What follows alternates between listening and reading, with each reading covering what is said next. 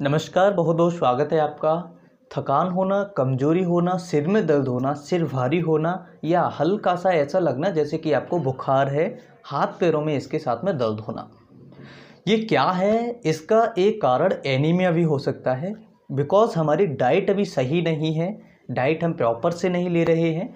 ऐसी कंडीशन में आपको एनीमिया की शिकायत हो सकती है। अब ये एनीमिया क्या है और ये क्यों होता है, इसके कारण हम इस वीडियो में और इसका इलाज भी इस वीडियो में हम समझेंगे। दुनिया की 30% पॉपुलेशन इस एनीमिया से परेशान है, जिसमें से 600 मिलियन ऐसे लोग हैं जो केवल आयरन डेफिशिएंसी एनीमिया से परेशान है। अब आयरन डेफिशिएंसी एनीमिया क्या है, इसके बारे में हम डिटेल में समझते हैं। आयरन डेफिशिएंसी एनीमिया यानी कि जब हमारे ब्लड में आयरन की कमी हो जाती है, तब इसे हम कहते हैं आयरन डेफिशिएंसी एनीमिया। हीमोग्लोबिन की जो नॉर्मल वैल्यू होती है वो मेल और फीमेल यानी महिलाओं और पुरुष में दोनों में अलग अलग होती है और बच्चों में भी अलग होती है। महिलाओं की अगर बात करें तो ये 12 से लेकर के 14 होता है, और यहीं पुरुष की अगर हम बात करें यहाँ पर तो 12 से लेकर के 16 तक होता है। कई ऐसी कंडीशंस होती हैं जिनमें महिलाओं में आयरन की डेफिशिएंसी ज़्यादा होती है, उनमें खून की कमी ज़्यादा होती है। इसको भी हम समझेंगे। अब हम समझ लेते हैं कि जब आयरन की कमी होती है तो इसकी वजह से क्या क्या लक्षण आपको हो सकते हैं। सबसे पहला लक्षण है बहुत जल्दी थक जाना। जैसे आपने थोड़ा बहुत काम किया और आप जल्दी से आपको थकान आ जाना। इसके साथ में सांस फूलना, जैसे आपने 2-3 बार सीढ़ियाँ चढ़ी और आपको बहुत जल्दी सांस फूलने लगे और जल्दी जल्दी से आपको सांस या दिल की तेज़ धड़कनें हो जाए। इसके साथ में सिर भारी होना, इसके साथ में सिर में दर्द भी हो सकता है। इसके अलावा बहुत ज़्यादा कमजोरी आना, हाथ पैरों में दर्द होना, भूख कम हो जाना और आपका वज़न धीरे धीरे गिरते जाना, ये कुछ लक्षण हैं आयरन डेफिशिएंसी एनीमिया के। कई ऐसे मरीज होते हैं जिनको बहुत जल्दी चक्कर आना स्टार्ट हो जाते हैं। अब हम समझ लेते हैं कि इसके कारण क्या है। सबसे पहला जो कारण होता है वो होता है कि हो सकता है किसी मरीज का खून टूट रहा हो, यानी कि कोई उसको ऐसी बीमारी हो जिसकी वजह से खून टूट रहा है, जैसे कि मलेरिया में अक्सर कई ऐसे मरीज होते हैं जिनको खून की कमी हो जाती है। दूसरा कारण होता है कि हो सकता है आप घर पर ही जो डाइट ले रहे हैं उसमें आयरन की कोई डाइट नहीं है, जैसे पालक, हरी सब्जियां वगैरह। इसके साथ में तीसरा जो कारण होता है वो होता है बच्चों में हुकवॉर्म, और ये हुकवॉर्म बड़े लोगों में भी हो जाता है, यानी कि जो एडल्ट्स हैं और छोटे हैं दोनों में ही पेट में कीड़े हो जाते हैं। उसकी वजह से जो हम खाते हैं वो शरीर में सही से लग नहीं पाता, सही से एब्जॉर्ब सही से काम नहीं करता। ऐसी कंडीशन में भी खून की कमी हो सकती है। इसके अलावा जो पांचवा कारण है मेंस्ट्रुअल साइकिल, जिन महिलाओं को मासिक धर्म होता है उनमें भी खून की कमी रेगुलरली होती है।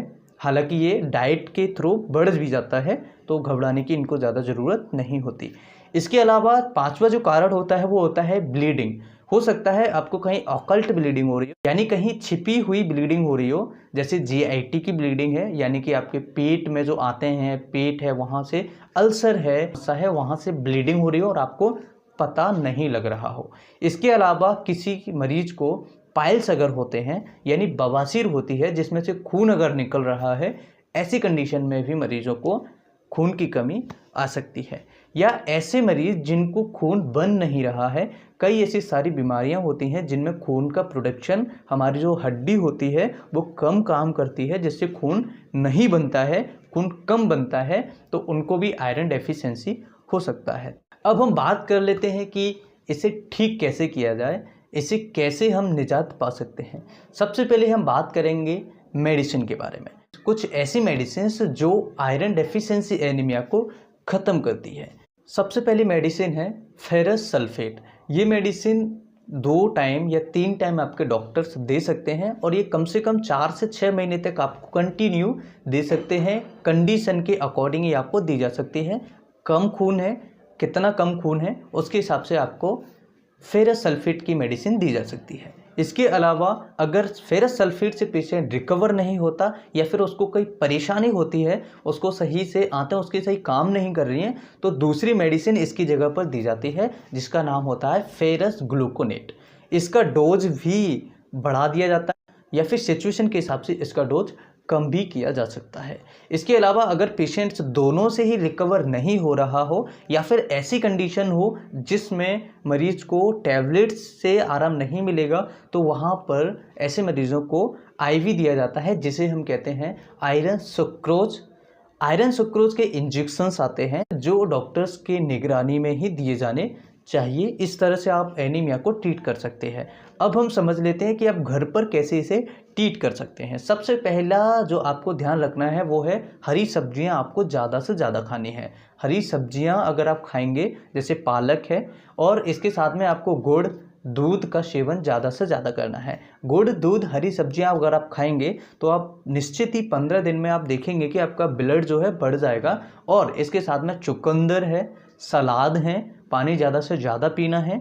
और इसके साथ में अगर आपको कोई बीमारी है, जैसे मलेरिया है या टाइफाइड है, तो आपको मलेरिया टाइफाइड का ट्रीटमेंट पहले लेना पड़ेगा, तब ही जाके आपका खून की कमी जो है वो पूरी हो पाएगी। कई बार टाइफाइड के मरीजों में भी खून की कमी होती है, जो लंबे समय से टाइफाइड चला आ रहा होता है, लंबे समय से जिनका ट्रीटमेंट चल रहा है लेकिन टाइफाइड सही नहीं हो रहा है, ऐसी कंडीशन में भी आयरन की कमी हो सकती है। आज की इस वीडियो में इतना ही, फिर मिलते हैं एक नई वीडियो में। तब तक के लिए bye bye, take care, thank you for watching.